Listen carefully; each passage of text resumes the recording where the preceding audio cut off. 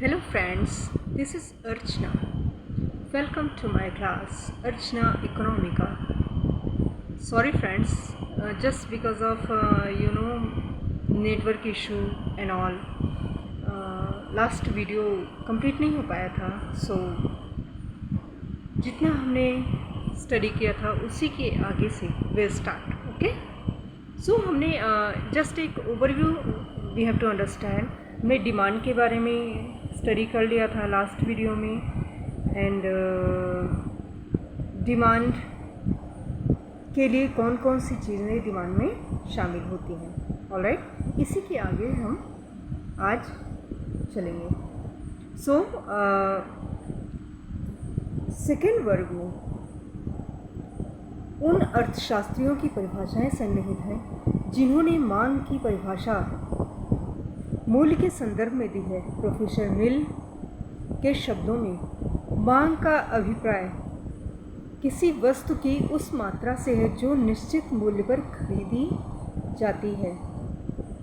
इस अर्थ में मांग सदा मूल्य से संबंधित होती है. प्रोफेसर मिल ने मांग को प्राइस से, मूल्य से संबंधित, रिलेटेड बताया है. डिमांड को प्राइस से कनेक्टेड बताया है. प्रोफेसर बाग ने क्या कहा है इसे भी हम समझते हैं. प्रोफेसर बाग ने कहा है किसी वस्तु की मांग उसकी कीमत और उस मात्रा का संबंध होती है जो कीमत विशेष पर खरीदी जाती है. इन्होंने भी डिमांड को प्राइस से ही कनेक्टेड किया है.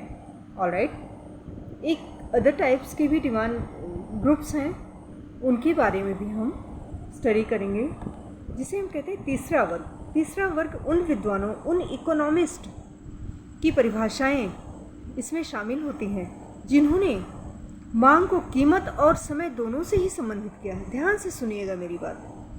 फर्स्ट ग्रुप में मांग को प्रभावपूर्ण इच्छा के रूप में देखा गया. दूसरे ग्रुप में मांग को कीमत से रिलेटेड बताया गया. एंड थर्ड ग्रुप ऐसा है जिसे मांग को कीमत और समय दोनों से ही संबंधित किया गया है. इस वर्ग में बेनहम, प्रोफेसर बेनहम आते हैं. उन्होंने क्या कहा? उन्होंने कहा है किसी दिए हुए मूल्य पर वस्तु की मांग उस परिभाषा को कहते हैं जो उस मूल्य पर एक निश्चित समय पर क्रय की जाती है.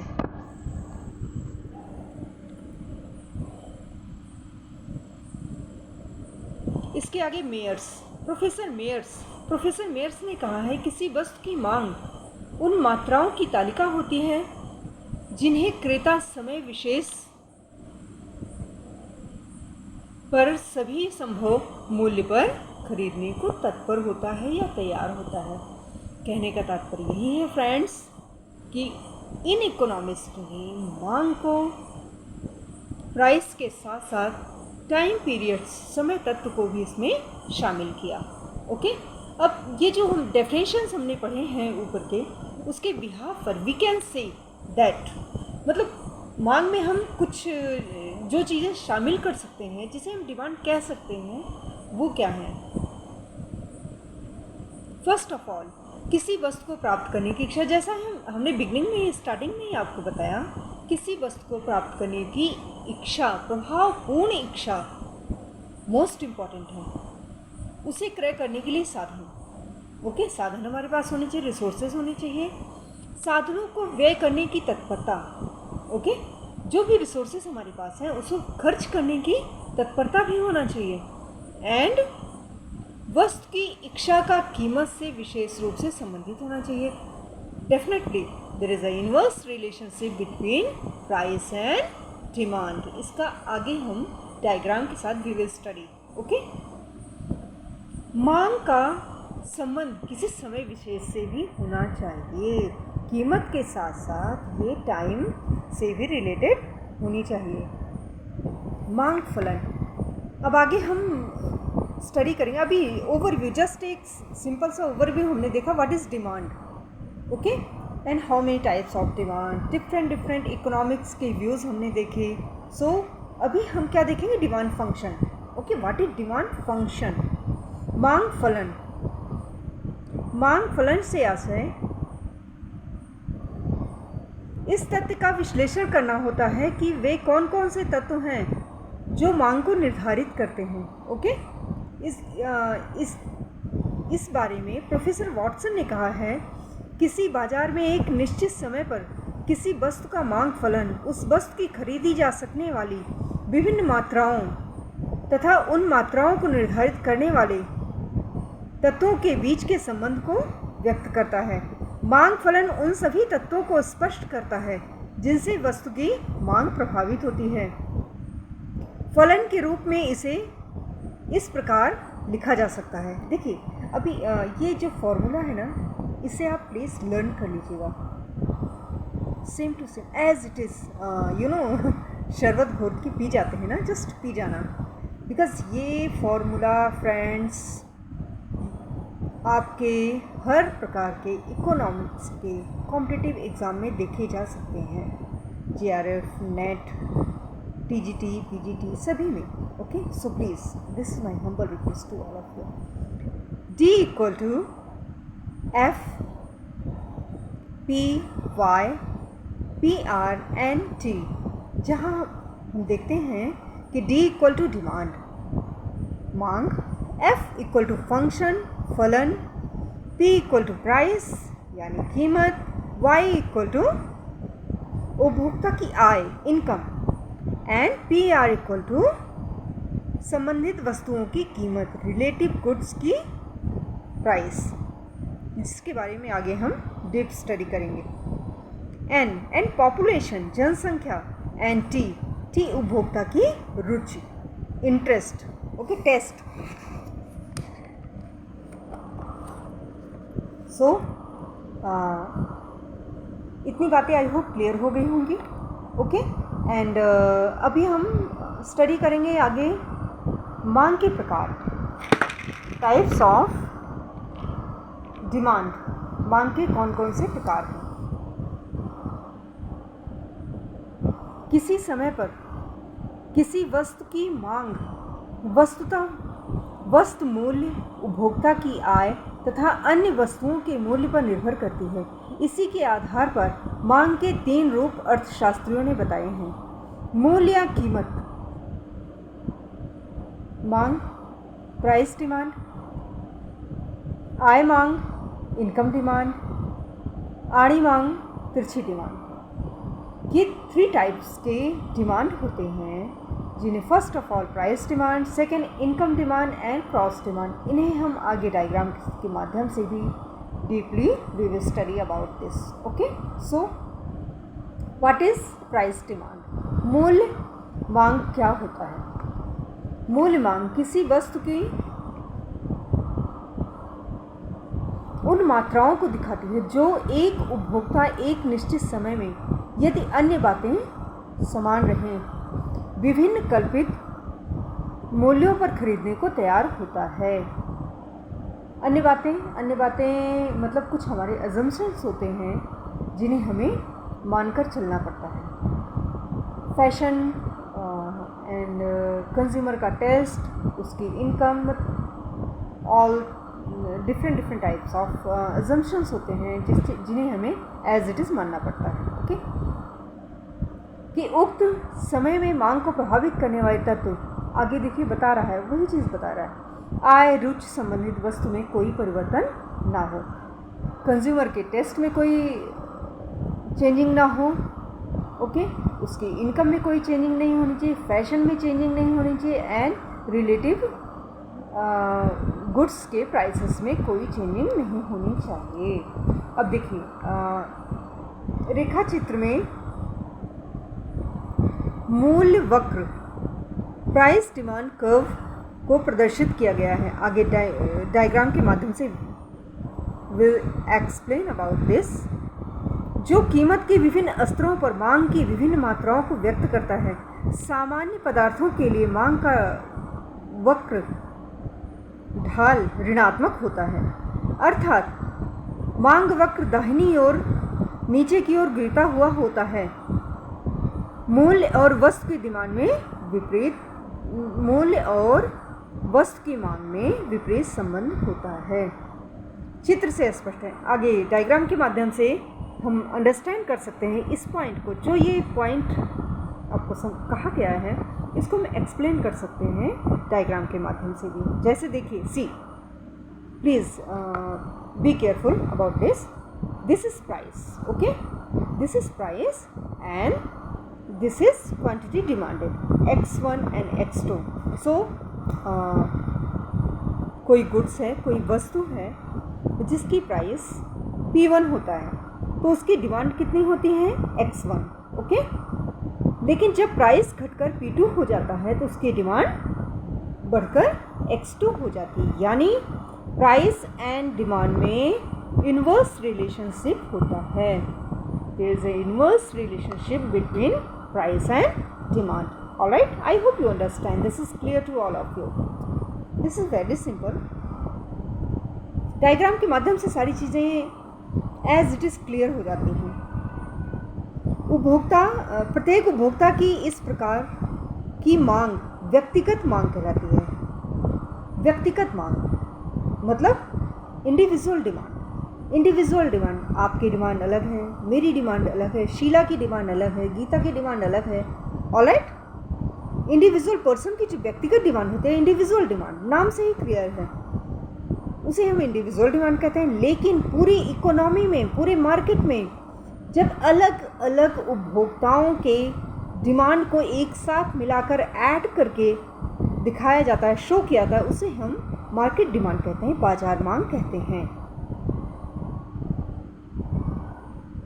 सेकंड क्या है, आय डिमांड। आय मांग का मतलब क्या होता है, इनकम डिमांड। जैसा आपने पहले देखा, प्राइस डिमांड था जो कीमत से संबंधित था, मूल्य से संबंधित था। वैसे ही आय डिमांड, इनकम डिमांड उपभोक्ता की आय से, इनकम से रिलेटेड है। आय मांग का अभिप्राय वस्तुओं और सेवाओं की उन मात्राओं से है जो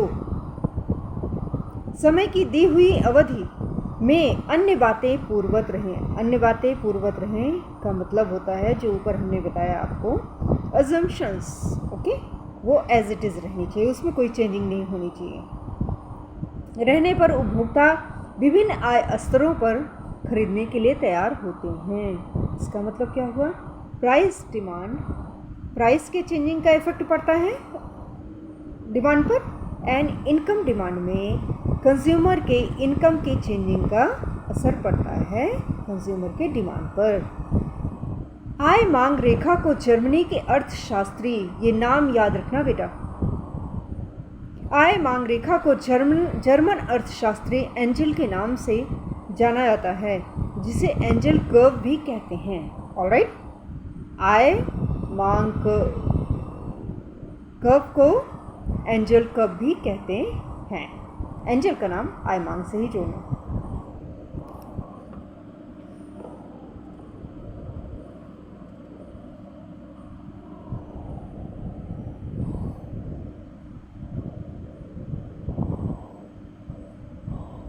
जिस प्रकार मूल्य मांग मूल्यों तथा मात्राओं से संबंध रखता है, जैसे हमने अभी अभी बताया जस्ट आपको कि प्राइस डिमांड जो है price and quantity of demanded से रिलेटेड है, उसी प्रकार आय डिमांड, इनकम डिमांड, इनकम और क्वांटिटी डिमांडेड से रिलेटेड है। ऑलराइट, अर्थात आय मांग विभिन्न आय स्तरों पर वस्तु की क्रय की जाने वाली मात्राओं के परस्पर संबंध को व्यक्त करता है। बेटा एक चीज़ याद रखना, यहाँ 2 टाइप्स के वस्तुएं होती हैं हमारे मार्केट में। There is 2 types of goods. First of all सामान्य good, okay, and second Giffen goods, जिसे हम घटिया या हीन वस्तु कहते हैं। तो पहले हम सामान्य वस्तुओं के बारे में थोड़ा सा जान लेते हैं। सामान्य वस्तु या उत्तम कोटि की वस्तु, श्रेष्ठ वस्तुएं, ओके। श्रेष्ठ वस्तुओं में क्या होता है बेटा, इनकम बढ़ने से उनका डिमांड बढ़ता है, इनकम कम होने से उनका डिमांड कम होता है। There is a positive relationship between income and demand. मतलब आपने क्या देखा प्राइस एंड डिमांड का there is a inverse relationship between price and demand. उसी प्रकार से इनकम डिमांड में, वो भी नॉर्मल गुड्स के लिए, श्रेष्ठ वस्तुओं के लिए,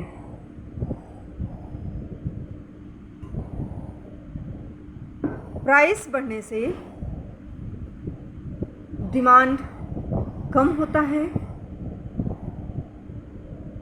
मूल्य मांग में, एंड इनकम डिमांड में इनकम बढ़ने से डिमांड बढ़ता है। यानी आय बढ़ी तो मांग बढ़ गया, आय कम हुई मांग कम हो गया। अब इसको हम डायग्राम के माध्यम से, आप आई होप आप अभी तक क्लियर हो चुका होगा। देखिए कोई कंज्यूमर, समझ लो ये आप हो, आपकी इनकम Y1 है तो आपका डिमांड X1 है, आपका इनकम बढ़कर Y2 हो जाता है तो आपका डिमांड भी X2 हो जाता है। इसका मतलब समझ में आया आपको? भाई हमारी इनकम पहले कम थी तो हम लोकल कोई भी शूज़ पहन लेते थे, ओके, सस्ता सुंदर टिकाऊ कोई भी, है ना, राइट। लेकिन अब हमारे पॉकेट में मनी है, अब हमारी इनकम बढ़ चुकी है तो भी ब्रांड से नीचे तो बात ही नहीं होगी, ओके। फटाफट हम बाटा शोरूम में जाएंगे एंड बस चाहिए तो टॉप क्लास के शूज़ ही चाहिए। अंडरस्टूड? ये उत्तम या सामान्य कोटि की वस्तुओं के लिए होता है, लेकिन यही निम्न कोटि की वस्तुएं भी हैं, जैसे डायग्राम के माध्यम से हम क्लियर करते हैं। घटिया, इन्हें घटिया या हीन वस्तुएं कहते हैं, इन्फीरियर गुड्स कहते हैं, ओके। इसमें क्या होता है, there is a inverse relationship between income and demand. आपने ऊपर देखा सामान्य वस्तुओं में इनकम और डिमांड के बीच में पॉजिटिव रिलेशनशिप था, यानी इनकम बढ़ने पर डिमांड बढ़ गई, इनकम घटने पर डिमांड घट गई। लेकिन हीन या घटिया वस्तुओं के मामले में ये होता है बेटा, आप जैसे देखिए डायग्राम में ही देखिए, कंज्यूमर का इनकम Y1 था तो X1 वस्तु यूज़ करता था, ओके। लेकिन अगर उसका इनकम घट के Y2 हो गया तो उसने क्या किया, X2 वस्तु डिमांड करना शुरू कर दिया। यानी इनकम बढ़ा तो डिमांड कम, इनकम कम तो डिमांड बढ़ गया। मतलब there is a inverse relationship between income and demand. ये लेकिन घटिया वस्तुओं के उसमें होता है। फॉर एग्ज़ाम्पल, जैसे हमारी इनकम अगर कम थी तो हम मोटा चावल खा लेते थे भाई 20-22 रुपये वाला, ठीक है। लेकिन अब हमारी इनकम बढ़ गई है तो क्या अभी भी हम मोटा चावल खा लेंगे? ना, बिल्कुल नहीं। भाई बासमती तो चलता है ना, क्योंकि इनकम इतनी है कि हम कर सकते हैं, ओके। सो हम उसका डिमांड कम कर देंगे। लेकिन अगर हमारी इनकम कम हो गई तो हम फिर वापस अपने वही 20 रुपये वाले चावल पे आ जाएंगे। I hope this is clear to all of you. So यही चीज़ें जो हमने डायग्राम के माध्यम से क्लियर की वही नीचे एक्सप्लेन किया जा रहा है, okay. Explanation is most important. ये मैं इसलिए एक चीज़ क्लियर कर रही हूँ कि ये वीडियोज़ आप बाद में भी एज ए बुक मतलब रीड करके आप अच्छे से अंडरस्टैंड कर सकते हो, रिकॉल कर सकते हो चीज़ें। वस्तुएं दो प्रकार की होती हैं, उत्तम या सामान्य वस्तुएं, ओके। आय मांग वक्र का ढाल सामान्य वस्तुओं में धनात्मक होता है, अर्थात आय मांग वक्र दाहिनी ओर ऊपर को उठता हुआ होता है, जबकि निम्न कोटि इन्फीरियर गुड्स के मामले में आय मांग वक्र का ढाल ऋणात्मक होता है। इन्हें हम ऊपर डायग्राम के माध्यम से we have understood, okay. Third type का डिमांड क्या होता है, आड़ी या तिरछी डिमांड। आड़ी, तिरछी या प्रत्युत्तर डिमांड, क्रॉस डिमांड। बेटे एक बात याद रखना, इकोनॉमिक्स को ना आप इंग्लिश के साथ ही कंसल्ट करके रखना, ओके। इकोनॉमिक्स एंड इंग्लिश का एक बहुत डीप रिलेशनशिप है। अभी यहाँ देखिए क्रॉस डिमांड। क्रॉस डिमांड को आड़ी, तिरछी, प्रत्युत्तर हिंदी में आप कंफ्यूज कर सकता है आपको, पर इंग्लिश के टर्म्स में आपको क्रॉस ही मिलेगा। तो ये थोड़ा सा थोड़ी थोड़ी चीज़ें क्लियर करना। एंड आगे आपको इंग्लिश में भी वीडियोस मिलेंगे, पर ये एक बार पूरा कॉन्सेप्ट क्लियर हो जाए देन। ओके, सो किसी वस्तु x की आड़ी मांग x वस्तु की उन मात्राओं को बताती है जो उपभोक्ता एक निश्चित समय में x वस्तु के मूल्य तथा आय के समान रहने पर x वस्तु से संबंधित किसी वस्तु y के मूल्यों में परिवर्तन होने पर खरीदने को तैयार है। इस प्रकार की मांग प्रतिस्थापन वस्तुओं सब्स्टिट्यूट गुड्स अथवा पूरक वस्तुओं कॉम्प्लीमेंट्री गुड्स के संदर्भ में होती हैं। ध्यान से सुना। क्रॉस डिमांड 2 टाइप्स के होते हैं, सब्स्टिट्यूट गुड्स के मामले में एंड कॉम्प्लीमेंट्री गुड्स के मामले में। सब्स्टिट्यूट गुड्स क्या हो गए, इसको विल अंडरस्टैंड आगे चल के। सी सब्स्टिट्यूट गुड्स स्थानापन्न या प्रतियोगी वस्तुएं वे वस्तुएं होती हैं जो एक दूसरे के स्थान पर प्रयुक्त की जाती हैं, जैसे चाय और कॉफ़ी, नाम से ही क्लियर है। ओके, इन वस्तुओं के संबंध में मांग में परिवर्तन इस प्रकार होता है कि एक वस्तु की दाम बढ़ जाए तो दूसरी स्थानापन्न वस्तु के मूल्य समान रहे तो उपभोक्ता पहली वस्तु की मांग कम कर देंगे और दूसरी वस्तु की मांग बढ़ा देंगे। समझ में आया आपको? चाय और कॉफ़ी में क्या हुआ, यहाँ देखिए चाय की प्राइस बढ़ गई, ये चाय की प्राइस बढ़ गई, लेकिन चाय की जगह हम कॉफ़ी भी तो पी सकते हैं। तो अगर चाय की प्राइस बढ़ती है तो हम कॉफ़ी यूज़ करने लगेंगे। ओके, अगर चाय की प्राइस कम होती है हम फिर कॉफ़ी थोड़ा कम कर देंगे। अब यहाँ आप डायग्राम के माध्यम से वी कैन अंडरस्टैंड। चाय का मूल्य एक तरफ है, दूसरी तरफ एक्स एक्सिस पर कॉफ़ी की मात्रा है। ओके, स्थानापन्न वस्तुएं हैं ये। चाय की प्राइस Y1 थी तो कॉफ़ी की प्राइस X1। सपोज करो चाय का प्राइस घटकर Y2 हो गया तो कॉफ़ी का डिमांड X2 हो गया।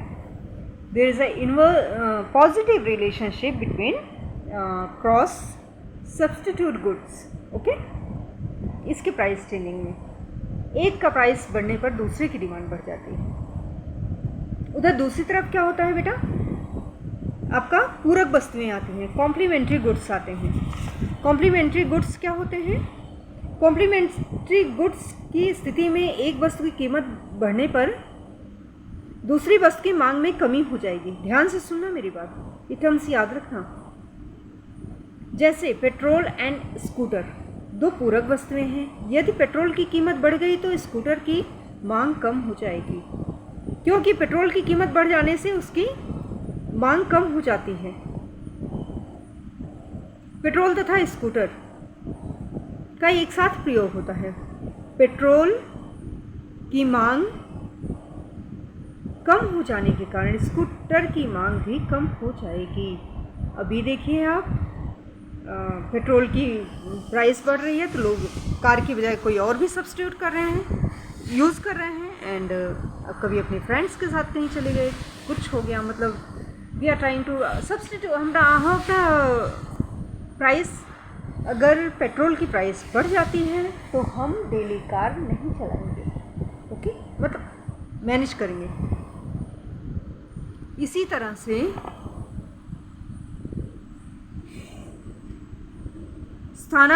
स्वतंत्र वस्तु, कुछ वस्तुएं ऐसी होती हैं बेटा जो इंडिपेंडेंट होती हैं, स्वतंत्र होती हैं। इनमें क्या होता है, एक वस्तु के मूल्य के परिवर्तन का एक दूसरे पर कोई भी असर नहीं पड़ता। जैसे स्कूटर का मूल्य बढ़ जाए तो इसको केरोसिन की ऑयल से कोई रिलेशन नहीं है, ठीक है ना। ये I hope this is clear to all of you. आगे की वीडियोस में हम डिमांड शेड्यूल्स, डिमांड कर्व को डिटेल में पढ़ेंगे। ऑल राइट, सो